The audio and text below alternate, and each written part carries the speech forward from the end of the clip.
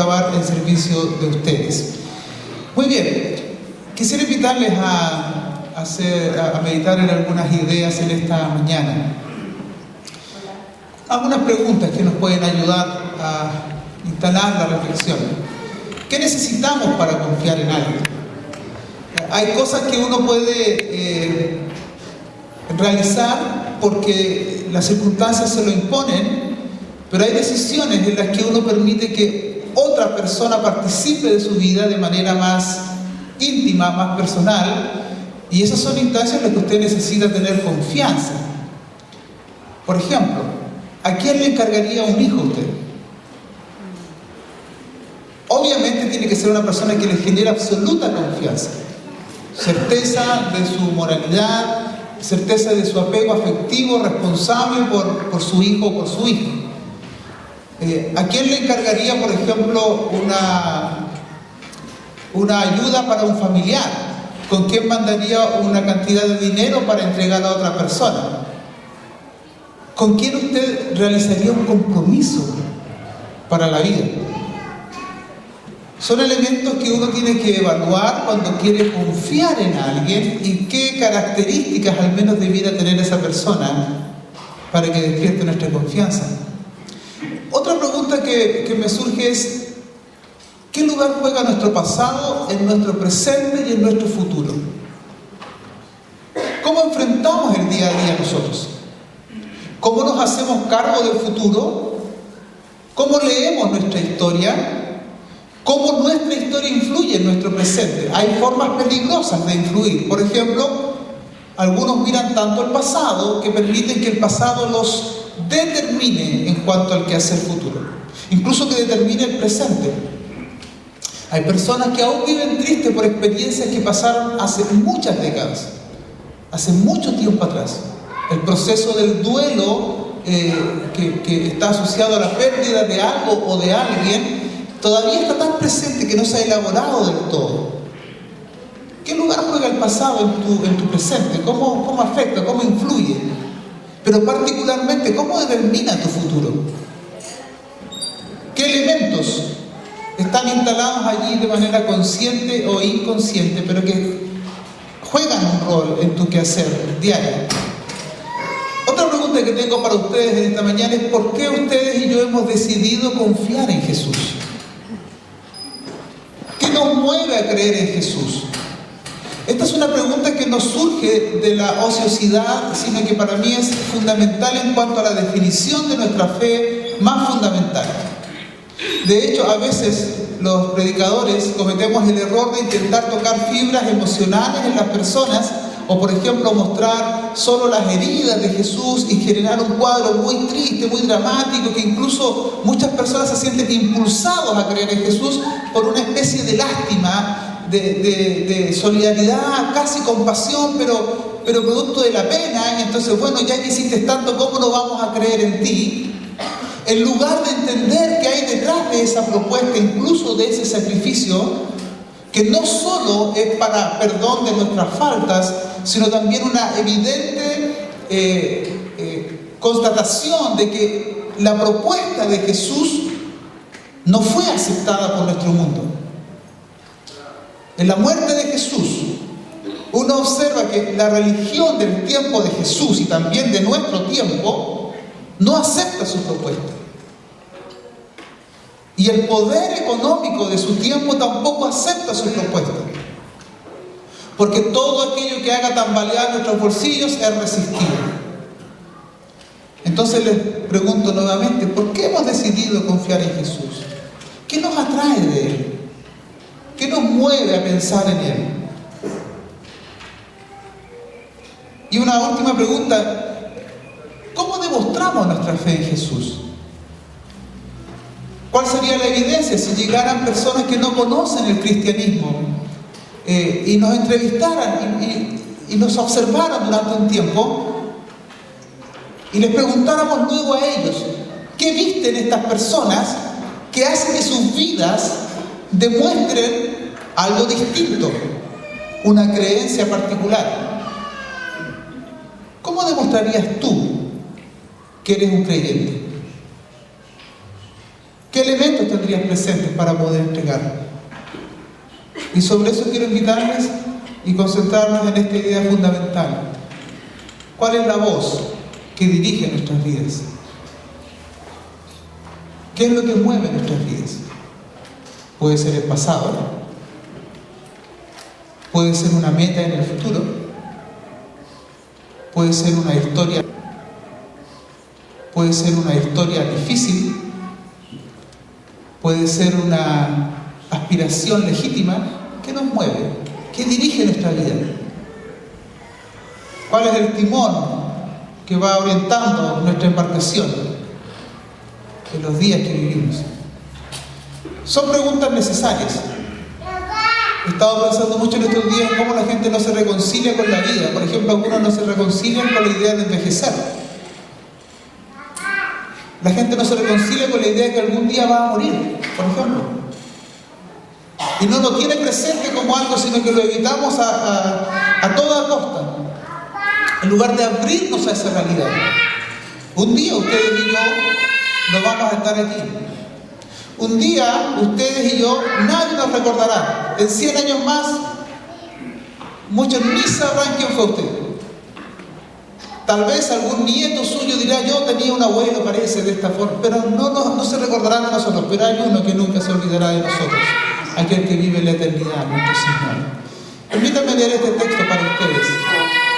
Unos 8 días después de decir esto, Jesús, acompañado de Pedro, Juan y Jacobo, subió a una montaña a orar.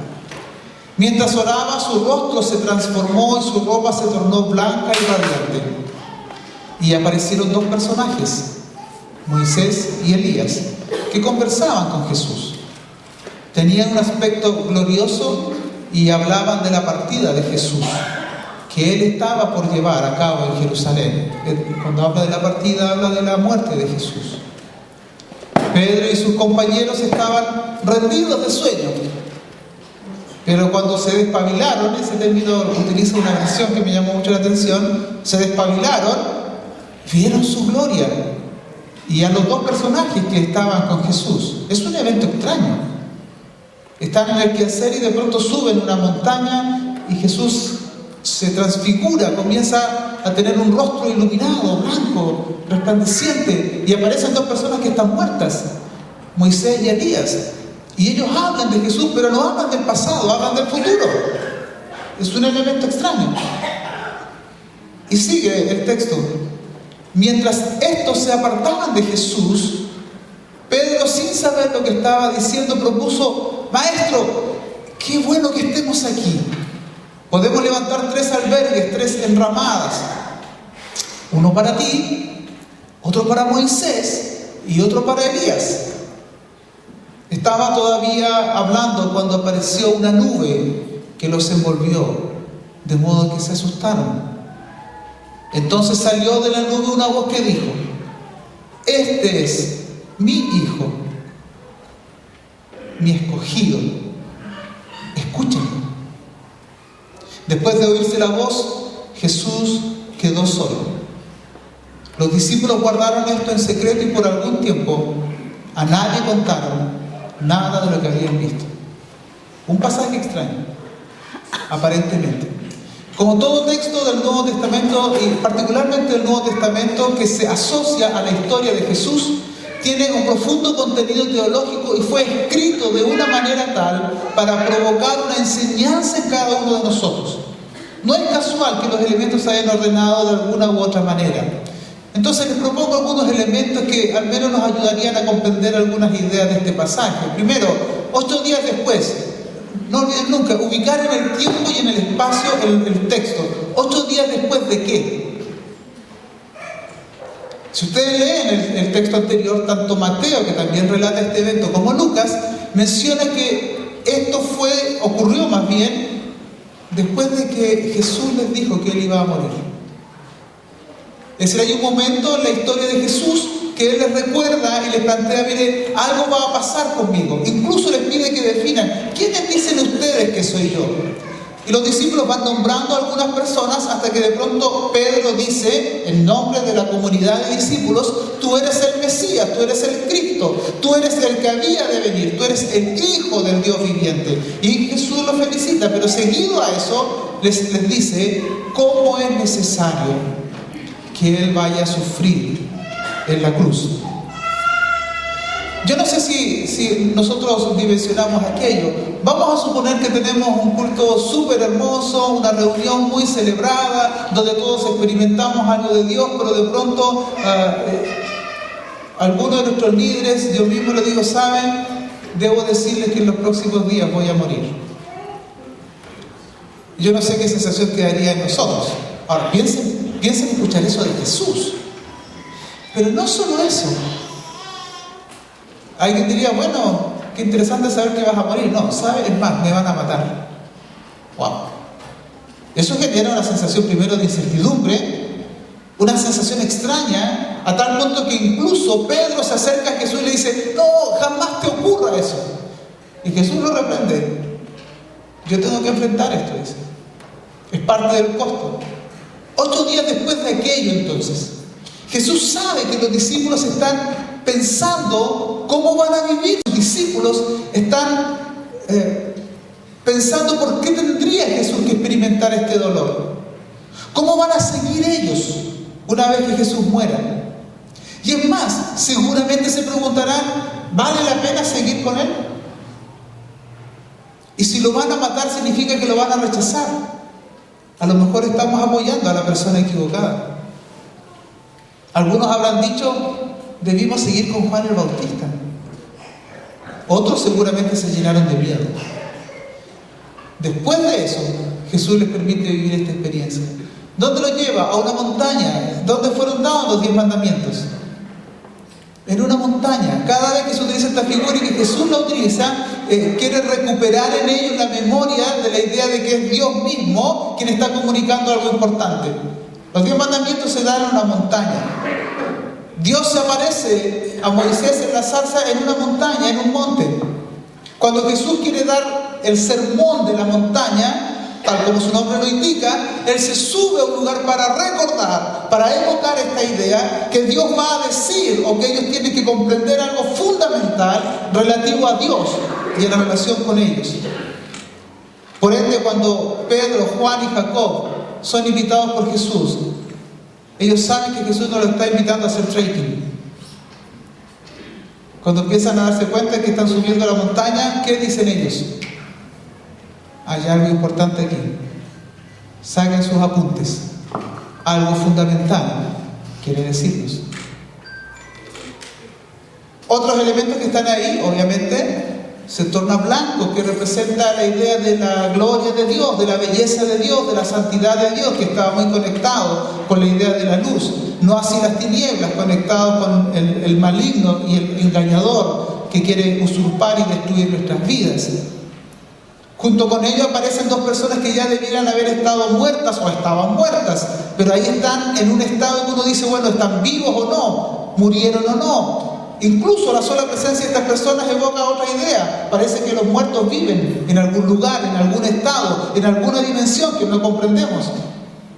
Un anticipo de lo que podría ser una vida resucitada. Eso ya genera una sensación de, llamémoslo con todas sus letras, de miedo. Mateo, que registra este relato, dice que tuvieron tanto pánico que se tiraron al suelo y no querían levantar su cabeza, estaban aterrados por lo que estaban viendo. Bueno, yo no sé si a usted le pasaría eso, si viera a 2 de nuestros antepasados en la iglesia, en medio de nuestro aniversario, que vinieran a dialogar y estuvieran aquí una especie de fantasmas o espíritus que nos hablaran, o que nosotros al menos viéramos. Y estas personas conversaban con Jesús. Obviamente porque Moisés y Elías, los 2 habían estado en un monte, viendo también parte de la gloria de Dios. Algunos dirían que son las 2 personas también que no se relata de todo su muerte. Elías llevado por unos carros y Moisés que nunca se supo dónde fue sepultado. Pero también hay una razón teológica. Moisés representa la ley y Elías representa el profetismo, los profetas. Es decir, los judíos decían así: La ley, los profetas y los salmos. Los dos elementos fundamentales para determinar cómo debían vivir eran la ley y los profetas. Y ambos, sus representantes, están hablando con Jesús. ¿Pero qué hablaban? Hablaban del futuro. Y esto también tiene una idea, porque hay gente del pasado, habla del futuro de Jesús. ¿Y por qué particularmente hablan de la muerte de Jesús? El mensaje pareciera ser que tanto Moisés como los profetas se dirigen a Jesús en su mensaje. Que la forma de leer todo el Antiguo Testamento está relacionada con Jesús. Alguien lo diría en forma técnica de esta manera. Jesús es la clave de interpretación, es la clave hermenéutica para leer todo el Antiguo Testamento. Y me atrevo a decir pastoralmente que si hay algo del Antiguo Testamento, y cosas hay algo de aquel texto bíblico que nos parece contradictorio, no se preocupe. Si no pasa el sedazo de Jesús, no es fundamental para su fe. Es decir, si usted encuentra historias donde de pronto, especialmente en Esdras, por ejemplo, que viene y toma a las mujeres y las mandan lejos, las despiden con sus hijos, algunas veces las maltratan, incluso el valor que a la mujer se le da en algunos textos del Antiguo Testamento, bueno, eso obedece a un elemento cultural, pero cuando uno lee eso a través de Jesús, se da cuenta que la propuesta de Jesús es muy distinta a la forma cultural en que el Antiguo Testamento, por ejemplo, trataba a las mujeres y a otras personas más. Por lo tanto, ¿cómo entender la Biblia? La Biblia se entiende desde Jesús. No tenga problema en esto. Si Jesús no valida lo que está en algunos textos del Antiguo Testamento, aquello no es fundamental para su fe cristiana. Esto es muy radical.